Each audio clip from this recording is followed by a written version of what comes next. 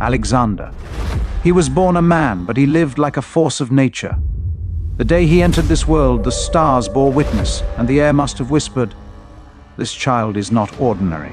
Yet his life began like any other, in the arms of a mother, under the guidance of a father. The difference lay not in his circumstances, but in the relentless fire that consumed him.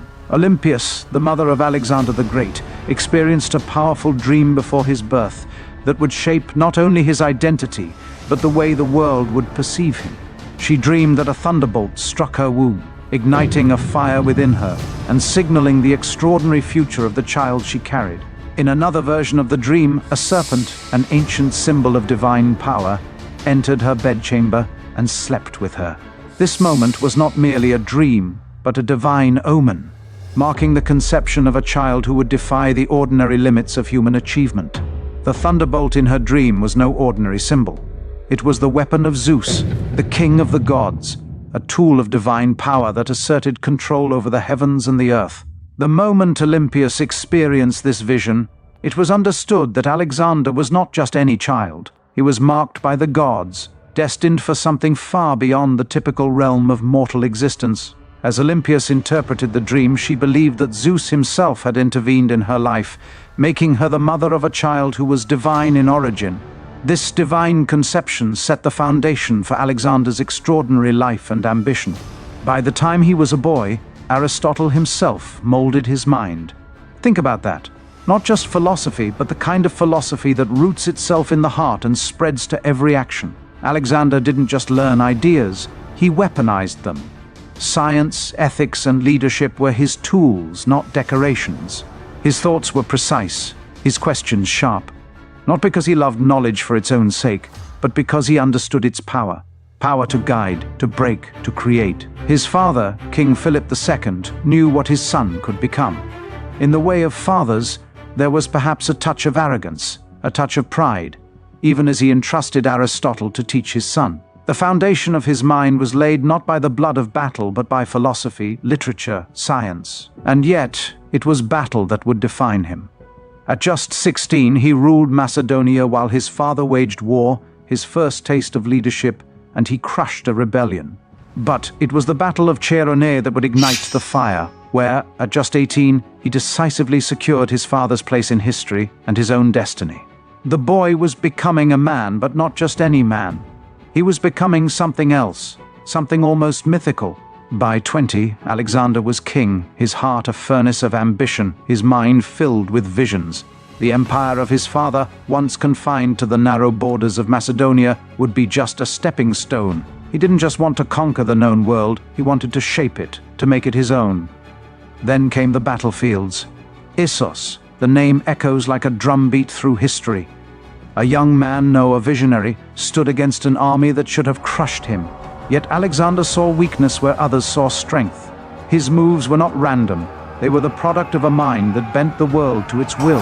He didn't fight battles, he orchestrated them. Each one a symphony of blood, sweat, and brilliance.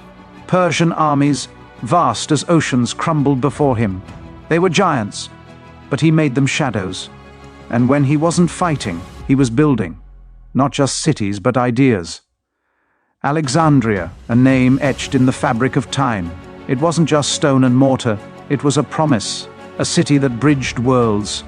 Greek logic met Egyptian mystery, and from their union rose something new. He planted seeds of culture that would bloom long after his death, as if he knew the world would need beauty as much as it needed power. He marched 10,000 miles through deserts that swallowed lesser men, over mountains that stood like gods. His eyes always forward, his pace never faltering. Men followed him not out of fear, but because his vision became theirs. His unyielding drive was both his gift and his curse. The Gordian knot is a story everyone knows, a problem so complex it paralyzed others. Alexander? He didn't hesitate. His solution was brutal, decisive, perfect.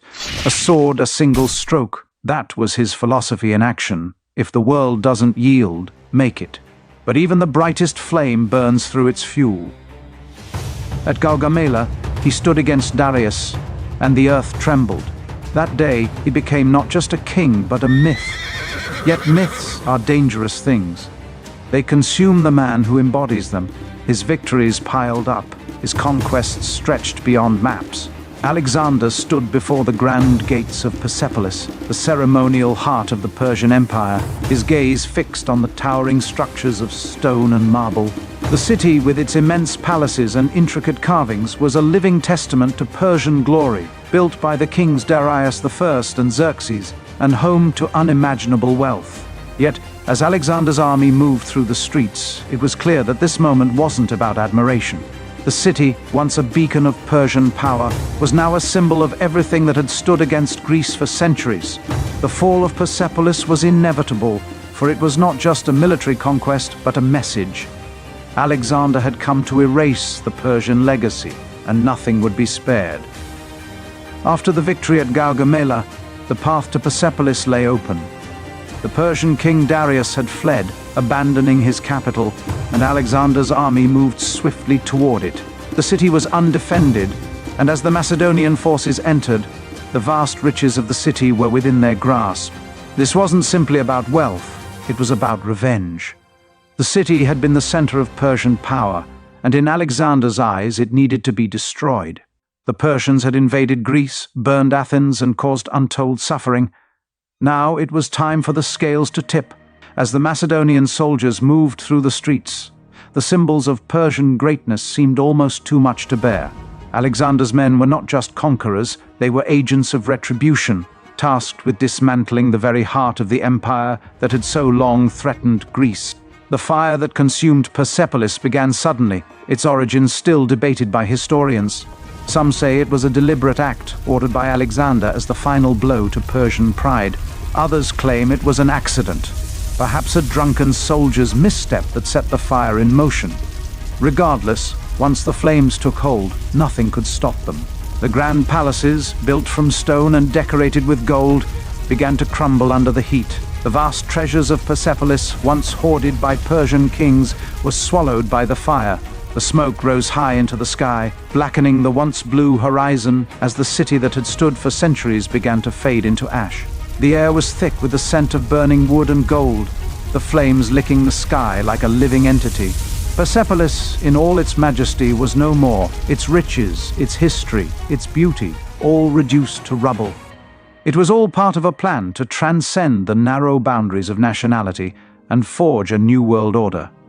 A world in which Greek and Eastern cultures would merge. A world in which knowledge and trade would flow as freely as the rivers he crossed.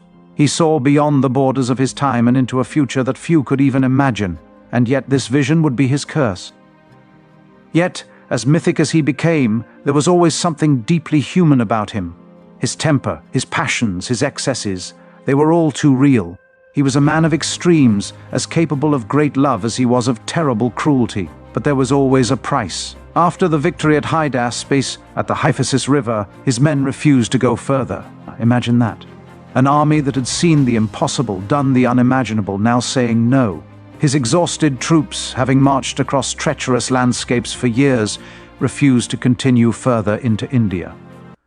They longed to return home, not out of rebellion but exhaustion. Even legends have limits.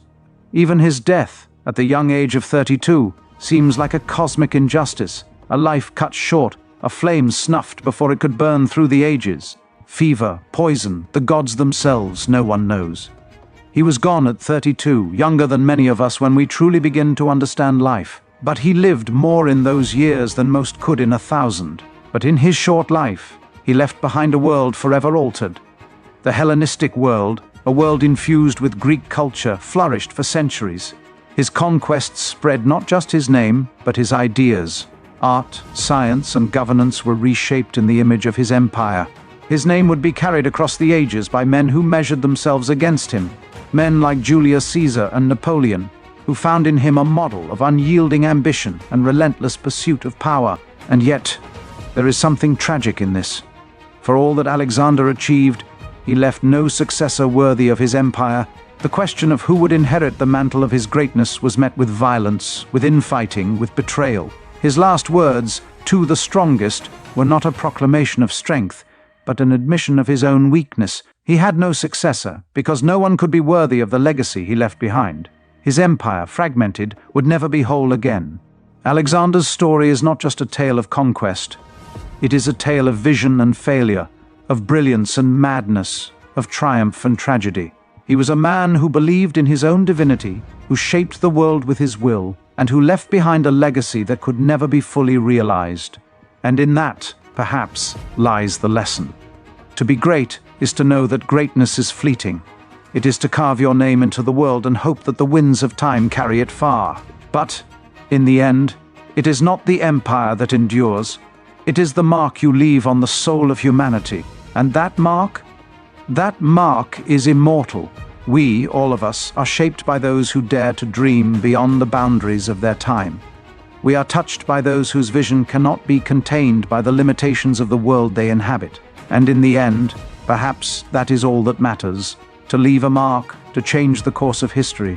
To be remembered not for the empire you built, but for the empire you inspired. Over the course of his life, he fought in 15 major battles and never lost a single one, despite often facing enemy forces that outnumbered his own. Alexander the Great, often hailed as an undefeated military genius, did face challenges that tested his resolve. While he never suffered a decisive loss in battle, during the siege of the Malian city in India, Alexander was severely wounded by an arrow to the chest, nearly losing his life. The Battle of the River Hydaspes was another moment where Alexander's military prowess was put to the test. While he emerged victorious, the battle against King Porus was one of his toughest. His forces had to cross a perilous river and face a much larger army, including war elephants. The victory was costly, showing that even his military genius could be challenged by fierce opposition. Though Alexander adapted and overcame, the heavy casualties sustained highlighted the formidable nature of the enemy and the risks involved in such a campaign. His military campaigns spanned more than 13 years. During this period, he expanded his empire to cover over 2 million square miles, connecting the Mediterranean, the Middle East, and Asia. By the time of his death, Alexander had conquered over 20,000 cities and established more than 70 cities, including the renowned city of Alexandria in Egypt, which would later become a hub of learning and culture. His empire stretched from Greece to Egypt, Persia, and all the way to the Indian subcontinent. With battles ranging from the Battle of Granicus to the Battle of the Hydaspes, his campaigns also contributed to the spread of Greek culture across the known world, leading to the Hellenistic Age, which would influence regions as far as modern-day India for centuries. Alexander's military genius and leadership led to the creation of one of the largest empires in history. A single individual could alter the course of world history through sheer strategic brilliance and ambition.